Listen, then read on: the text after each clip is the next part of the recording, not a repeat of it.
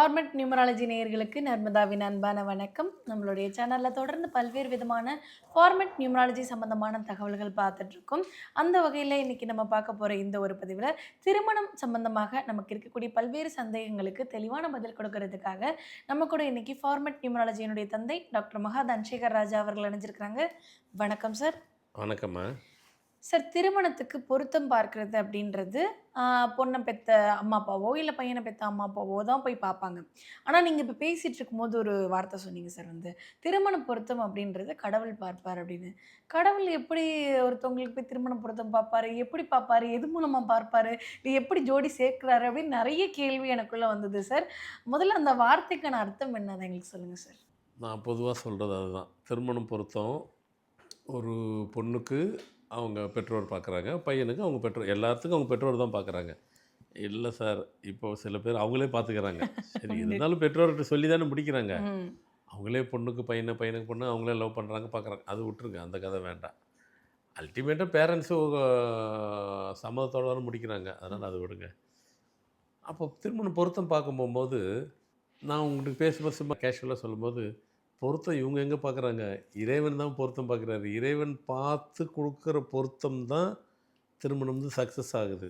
அவர் எங்கெங்கே பார்த்தாருங்க? அவர் என்னங்க நீங்க சொல்ல பார்த்தா ஒவ்வொரு ஜாதகம் பார்க்குற இடத்துல போய் புக்கு தேடி இவங்களுக்காக அவர் அலையிறாரா? அவருக்கு இருக்கிறது தலைக்கு மேலே வேலையை விட்டுட்டு, இந்த வேலைக்கு அவர் என்னைக்கு செய்யிருந்தாரு?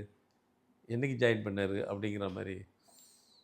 எல்லாமே ஒவ்வொரு மூமெண்ட்டும் இறைவன் நாலேஜ் இல்லாமல் எதுவும் நடக்காதுங்க. ஒரு ஒரு கம்பெனியில் எப்படி ஒரு டைரக்டர், ஒரு எம்டி, ஒரு சேர்மன் வந்து அவர் நாலேஜ் இல்லாமல் எதுவும் நடக்காதுன்னு நம்ம நினச்சிக்கிறோமோ, உலகமே அவர் நாலேஜ் இல்லாமல் எதுவும் நடக்காது. எப்படின்னு கேட்குறீங்கன்னா, இப்போ நான் சொல்கிற நிகழ்வுல நல்லா ரிசீவ் பண்ணிக்கிங்க. ஆமாங்கிறத நீங்களே ஏற்றுப்பீங்க. ஒரு பெண் பிள்ளைக்கு திருமணம் பார்க்குறதுக்கு போகிறீங்க. பையனுக்கு ஒரு ஒரு ஒரு பையனோ 4 பையனோ பார்க்குறோம். அப்படி பார்த்தாலும் முடிவு எடுக்க போகிறோம். ஒரு பையனை பார்க்குறீங்க. திருமணம் ஃபிக்ஸ் ஆயிருச்சு. ஃபிக்ஸ் ஆயிருச்சு அப்படின்றத, அந்த திருமணம் கரெக்டாக இருக்குது அப்படிங்கிறது நீங்கள் பார்த்துட்டீங்க. அவங்களுக்கு ஒரு 2 பேருக்கும் திருமண பொருத்தம் இருக்குன்ட்டு. நீங்கள் அஸ்ட்ராலஜியும் பார்த்துட்டீங்க, நியூமராலஜியும் பார்த்துட்டீங்க. ஆனால் அது சரியாக இருந்துருச்சு அப்படின்னாக்கா, அந்த ஃபேமிலிக்குள்ள ஒரு திருமணம் பண்ணுறோம். ஒரு 2 மாதம், 3 மாதம், 5 மாதம், 6 மாதம் நம்ம கேப் விட்டு தான் பெட்ரோல் பண்ணுவோம். ஏதோ ஒரு நிச்சயம் பண்ணிவிட்டு அப்புறமா மேரேஜ் பண்ணுறோம். இந்த ஒரு ம். கேப் இருக்கும். இந்த பிட்வீன் கேப்பில் வந்துட்டு பார்த்தீங்கன்னாக்கா, அந்த பொண்ணுக்கு அந்த பையன் தான் அப்படின்னு முடிவானதுக்கப்புறம் நல்ல பாசிட்டிவ் நிகழ்வுகள் நிறைய நடக்கும். இப்போ அந்த பொண்ணு இருக்குது, அதுக்கு திருமணம் ஃபிக்ஸ் ஆகிடுச்சு. அவங்களுக்குள்ள கை நினச்சிட்டாங்க, பெட்ரோல் முடிச்சிட்டாங்க, இல்லை ஒப்புதாம்பல்னுவாங்க, அது பண்ணிட்டாங்க. வெத்தலை பார்க்குமா ஒவ்வொரு ஊருக்கு ஒரு ஒரு பழக்க வழக்கங்கள்லாம் இருக்கும். சில பேர் கை நினைக்கிறேன்னுவாங்க, ம். என்னென்னமோ சொல்லுவாங்க. ஆனால் மொத்தத்தில் அல்டிமேட்டாக இதுதான் பொண்ணு, இதுதான் பையன் கமிட் பண்ணிக்கிறது. அது பெட்ரோல் கூட சரி முடிச்சிடும். கமிட் என்னைக்கு ஆயிடுச்சோ, நீங்கள் அவங்க வீட்டில் போய் சாப்பிட்றீங்க, அவங்க வீட்டில் சாப்பிட்றீங்க, மனதளவில் போய் ஏற்றுக்கிட்டீங்க. அதுக்கப்புறம் உங்களுக்கு நடக்கிற நிகழ்வு எல்லாம், அந்த பொண்ணுக்கு திடீர்னுட்டு பார்த்தாக்கா டக்குன்னு அடுத்து ப்ரொமோஷன் வந்துடுது. ம். அந்த பையனுக்கு திடீர்னு பார்த்தாக்க நல்ல ப்ரொமோஷன் வந்துருச்சு. அந்த பொண்ணுக்கு திடீர்னு அப்ராடில் ஆன்சைட் வேலை கிடச்சிது, பையனுக்கு கிடைக்குது. இப்படி பாசிட்டிவாக நடக்குது. சரி, அவங்களுக்கு எதுவுமே நடக்கலைங்க. அவங்க பேரண்ட்ஸுக்கு திடீர்னு பிஸ்னஸில் ஒரு அப்கப் வந்துருச்சு. இப்படி பாசிட்டிவான நிகழ்வு எல்லாமே நடக்குதுன்னு சொன்னாக்கா, அந்த திருமணம் பொருத்தம் கரெக்டாக இருக்குது. அது இறைவனால் இறைவனா பொருத்தப்பட்ட ஒரு ஏற்றுக்கிட்டாரு. பொருத்தம். அவங்க பொறுத்துக்கிட்டு ஒன்று சொல்லிட்டாரு. இது ஒரு ஒரு பொண்ணுக்காக செய்யப்பட்டது. பொண்ணும் பையனும் இன்னொரு வீட்டில் வேறு ஒரு குடும்பத்தில் ஒரு பையனுக்கு அதுமாரி பொண்ணை போய் பார்க்குறாங்க. ஃபிக்ஸு வழக்கம் போல் இவங்களாம் பண்ணிட்டாங்க. பொருத்தம் எல்லா ஆஸ்பெக்ட்ஸில் ஓகே ஆயிடுச்சின்னு அவங்க முடிவு எடுத்துட்டாங்க. அங்கே இறைவன் பொருத்தம் ஆகலைன்னு சொல்ல போகிறாரு போல இருக்குது. அப்போது அந்த இடத்துல பொண்ணை இதுதான் நிச்சயம் பண்ணிவிட்டு வராங்க. வந்ததுக்கப்புறம் பார்த்தீங்கன்னாக்கா, அந்த பையனுக்கு வண்டியில் போயிட்டுருக்கிற பையன் யாரோ ஒருத்தன் இடிச்சிட்டான். ம். அது ஏங்க நம்ம நாட்டில் இடிக்கிறதுலாம் ஒரு பெரிய பேட்டரா? நின்னாவே இடிப்பாங்க. அதுதானே நின்றுட்டே பேசிக்கிட்டே இருப்பாங்க. 2 பேரும் ஃப்ரெண்ட்ஸ் பேசுகிறோம், வரவன் இடிச்சிட்டு போகிறான். இதெல்லாம் இதில் போய் எடுத்துக்க முடியுமா? எடுத்துக்க வேண்டாம், விட்டுருங்க. அது ஒரு பெரிய மேட்ரு இல்லை. அது அன்றாடம் நடக்கிற நிகழ்வு இல்லை, அதுவும் ஒன்று. அதனால் அதை நம்ம பெருசாக எடுத்துக்கிறல. அடுத்த இன்னொரு முறை அவங்க அப்பாவுக்கு திடீர்னு நல்லா தான் இருந்தார். வீட்டில் மேலே ஏறி ஏதோ எடுக்கிறாரு, கவனிக்கல அவர். ம். ஹைட்டு கவனிக்காமல் வந்துட்டு தன்னேறியாமல் கீழே விழுந்துட்டார். அது அவருடைய தப்பு தான். இப்படி நடக்கிற தப்பெல்லாம் நீங்கள் தான் காரணமாக இருப்பீங்க. அவங்க அம்மாவுக்கு சடனாக திடீர்னுட்டு ஏதோ ஹெல்த்தில் போயிட்டு ஆப்ரேஷன் பண்ணுறாங்க.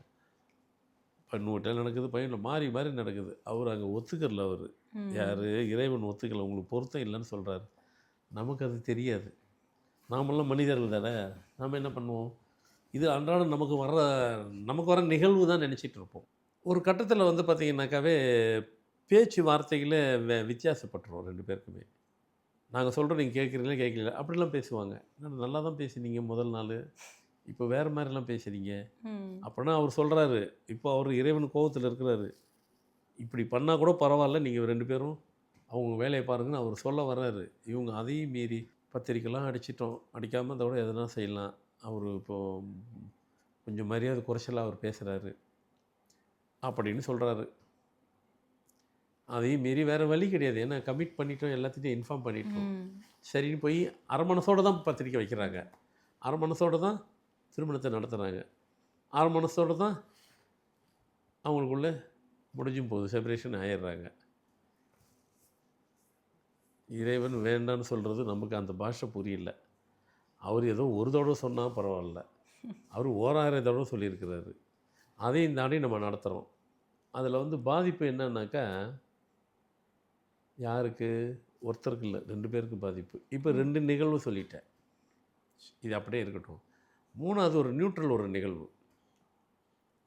3வது நியூட்ரல் நிகழ்வு, இது ரொம்ப முக்கியமான நிகழ்வு. இது வந்துட்டு உங்கள் இடத்துல 2 பேர் இடத்துல நல்லாவே பாசிட்டிவாக நடந்துருச்சு. பொண்ணு வீட்டில் பையன் வீட்டில். இது 3வது திருமணம். 2 திருமணம், ஒன்று காமிச்சிட்டு 2வது என்ன சினிமா எடுக்கிற மாதிரி சொல்கிறீங்க, திரைக்கதை எல்லாம் எழுதுறீங்க. வாழ்க்கையே சினிமா தாங்க, சினிமா தாங்க வாழ்க்கைங்கிற அளவுக்கு நாம் போயிட்டோம். நம்ம நடக்கிற அன்றாட வாழ்க்கை தான் சினிமா எடுக்கிறாங்க. சினிமாவில் உள்ளது தான் நாம் எடுத்துக்கிறோம். அதெல்லாம் ஒன்றும் கிடையாது, எல்லாம் சினிமா தான், நாடகமே தான் உலகம்ன்ற மாதிரி. 3வது ஒரு பார்ட்டு, அவர் வந்துட்டு பொருத்தம் வந்துட்டு பார்க்குறோம், இறைவனையும் ஏற்றுக்கிட்டார். ஏன்னா ஒரு தொந்தரவும் கொடுக்கல, அழகாக நீட்டாக போகுது. அந்த திருமணம் நல்லபடி நடக்குது, முடிஞ்சிருச்சு. ஆனால் இவங்க 2 பேருக்குள்ள ஒரு ஈகோ பிரச்சனையில் 2 பேரும் ஒத்துக்கிறல. 2 பேர்ட்டு செப்பரேஷன் ஆகிடுறாங்க. இது 3வது. இதுதான் இம்பார்ட்டன்ஸு. திருமணத்தில் எந்த வித தடையும் இல்லை, டிஸ்டர்பன்ஸ் இல்லை, இடையூறு இல்லை, நல்லா அழகாக ஸ்மூத்தாக முடிஞ்சது. ஆனால் கிராண்டாக நடந்தது அந்த திருமணம். நடந்து போகும்போது இவங்களுக்குள்ளே கணவன் மனைவிக்குள்ளே ஒரு ஈகோ பிரச்சனைனால, நீ வேண்டாம் நான் வேண்டாம், நீ பெரிய ஆள் நான் பெரிய ஆள், உங்கள் அம்மா அப்படி பேசிட்டாங்க, உங்கள் அப்பா அப்படி பேசிட்டாங்க, இவங்களுக்குள்ள ஈகோ. ஒன்று இவங்களுக்குள்ள ஈகோ, இல்லைன்னா பேரண்ட்ஸுக்குள்ள ஈகோ, செப்பரேஷன் ஆகிடுறாங்க. இந்த இடத்துல யார் அதிகமாக கோவப்படுறதுன்னு கேட்டால் இறைவன் தான். ஏன்னு கேட்குறீங்களா, பொருத்தம் இப்போ அவர் பார்த்துருக்குறாரு. அவர் பொருத்தம் உங்களுக்கு ஓகே சொன்னதை உங்கள் ஈகோனால் நீங்கள் இப்படி ஆனதுனால கண்டிப்பாக 2 பேர் லைஃப்பையும் கடைசி வரைக்கும் எந்த இடத்துலையும் உங்களுக்கு செக்ரிகேஷனு எந்த இடத்துலையும் நடக்காது. திருமணம் 3 விதமான திருமணம், 3 இன்சிடெண்ட்டை சொல்கிறேன். இறைவனே சம்மதித்த திருமணத்தை உங்கள் ஈகோ பிரச்சனைனால நீங்கள் செப்பரேட் ஆகிட்டீங்க, அதை வாழ மாட்டேன்ட்டீங்க. இறைவன் ஒத்துக்க மாட்டார். அந்த திருமணத்தை மட்டும் நாம் மனிதர்களை தவறான முடிவு எடுத்து, சரியான முடிவு எடுத்த இறைவன் தவறாக எடுத்த முடிவு மனிதர்கள் எடுத்ததுனால மறுபடியும் அவங்க வந்துட்டு திருமணம் பண்ணணும்னு நினச்சாலும் சரியாக வராது. மறுபடியும் திருப்பி அவங்க இப்படியே போய் லைஃப் 2 பேருக்குமே டிஸ்டர்ப் ஆகிடும், அப் டு லைஃப் வரைக்கும். இல்லை சார், எனக்கு இப்போது கிட்டத்தட்ட 50 நெருக்கிட்டேன், அது ஃபஸ்ட்டு பண்ணது தப்பு தான், கொஞ்சம் ஈகோ ப்ராப்ளம் தான், அதனால் விட்டுட்டேன். இது இப்படியே போகிறேன் சார், இனிமேல் பண்ணுறதா இல்லையா கேட்டு தேடி தேடி பார்க்குறேன். வருவாங்க, கிடைக்கவே கிடைக்காது இன்னும். அது இறைவன் பார்த்த முடிவு, நீங்கள் எப்படி மாற்றினீங்க, அது அந்த வயசில் தெரியாமல் பண்ணிவிட்டேன் சார், சரி அப்படியே வாழ்ந்துருங்கன்றுவேன். அப்படி ஒரு இன்சிடெண்ட் முதல்ல சொன்னாலும் அது இப்போ நல்ல லைஃப் அவரே அமைச்சு கொடுக்குறாரு, அது முடிஞ்சு போயிடுச்சு. இன்னொரு உங்களுக்கு நல்ல சிம்டம்ஸோடு கொடுக்குறாரு, அதுக்கு ஒன்றும் பிரச்சனை இல்லை. 3வதில் வந்துட்டு இறைவனை ஏற்றுக்கொண்ட ஒரு திருமணத்தை, இதுதான் அதிகம் நடக்குது. இறைவனே சம்மதித்த ஒரு திருமணத்தை உங்கள் ஈகோ ப்ராப்ளத்தினால நீங்கள் 2 பேருக்குள்ளே செப்பரேஷன் ஆகும்போது 2 பேருக்குமே அடுத்த லைஃப் வந்து செட்டில் ஆகிறதுக்கு நாள் கிடக்கும். காரணம், இறைவன் சம்மதித்த திருமணத்தை நீங்கள் ஏற்றுக்க மாட்டேங்கிட்டீங்க, அவருடைய ஆசீர்வாதம் கிடைக்கல. ஏன்னா இறைவன் ஆசீர்வாதமும் எல்லாத்துக்கும் எல்லா திருமணத்திலும் கிடைக்குமானாக்கு கண்டிப்பாக கிடைக்கும். எப்படிங்க கிடைக்கும்? அவருன்னு அங்கே தானே இருக்கிறாரு. ஆசீர்வாதங்கிறது நேராக வந்துட்டு நீங்கள் நல்லா இருக்கணும்னு சொன்னால் தான் ஆசீர்வாதம் தான். அது மனுஷன் தான் நேராக போய் சொல்ல முடியும். இறைவன் சொல்லணும்னு அவசியம் இல்லை. அங்கேருந்து அவங்க கண் சிமிட்டினாவே போதும். நாம் பார்க்கணுங்கிற அவசியம் இல்லை. அதான் ஆசீர்வாதம். அப்போ ஆசீர்வாதம் உள்ளது யாருடைய ஆசீர்வாதம்? பெரியவங்க ஆசீர்வாதம் ரைட். இறைவன் ஆசீர்வாதம் தான் ரொம்ப முக்கியம். அதையும் தாண்டி இறைவன் ஆசீர்வாதத்தோடு கிடைக்கப்பட்ட திருமணம் எந்தவித இடையூறு இல்லாமல் அந்த திருமண லைஃப் அவங்களுக்குள்ள கணவன் மனைவிக்குள்ளே அது கிவ் அண்ட் டேக்கில் தான் இருப்பாங்க. ஒரு பிரச்சனை இல்லாமல் போயிடும். இல்லாத பட்சத்தில் அவரே சம்மதித்து சில திருமணம் இறைவன் சம்மதம் இல்லாமல் பண்ணிட்டீங்க, நம்ம மனுஷன் பண்ணிட்டோம். இன்னொரு திருமணம் நடக்கும்போது கூட அதில் அவர் ஆசீர்வாதம் பண்ணி அவங்க அந்த லைஃப் அந்த மாதிரி ஒரு குரூப் இருக்குது. அந்த மாதிரி ஒரு பேட்சாக இருக்குது. அது சரியாயிடும். இந்த மாதிரி உள்ளவங்களுக்கு அவர் ஆசீர்வாதம் கொடுக்க மாட்டேன்றாரு. இன்னொன்று அவரே ஏற்றுக்கிட்டார். அப்போ 3 விதமான திருமணத்தை பற்றி சொல்லியிருக்கிறேன். இதுதான் உலகம் ஃபுல்லாக நடக்கிற 3 விதமான திருமணம் தான். என்ன சார் புதுசாக இருக்குது? புதுசு இல்லை, இதுதான் உண்மை. ஏன்னா நம்ம கண்ணால் பார்க்கல. இப்போ நாங்கள்லாம் பார்க்குறோம், எங்களுக்கு தெரியும். ஸோ இனி வரும் காலத்தில் இப்படி இறைவனுடைய இந்த சிம்டம்ஸ் நீங்கள் இதிலேருந்து நீங்கள் புரிஞ்சு கொள்வது என்ன? திருமணம் பண்ணும்போது அந்த சமிக்கை உங்களுக்கு கரெக்டாக கிடைக்குதான்னு பாருங்கள். இறைவனுடைய சமிக்கை பாசிட்டிவாக நடக்குதான்னு பாருங்கள். அந்த திருமணம் ஓகே. பாசிட்டிவாக இல்லாமல் நான் சொன்ன மாதிரி ஒரு இன்சிடெண்ட்டை சொன்ன பாருங்கள். அப்படி எதனா இருந்ததுனாக்கா கண்ணு மூடிக்கிட்டு அது வேண்டான்னு நீங்கள் பிரேக் பண்ணி. ஏன்னா இறைவன் அந்த சம்மதிக்கலைன்னு அர்த்தம். அவர் ஆசீர்வாதம் கொடுக்கல. நமக்கு சொல்கிறார் அவர், இது பொருத்தம் இல்லை, பண்ணாதீங்கன்ட்டு. நமக்கு தான் புரியல.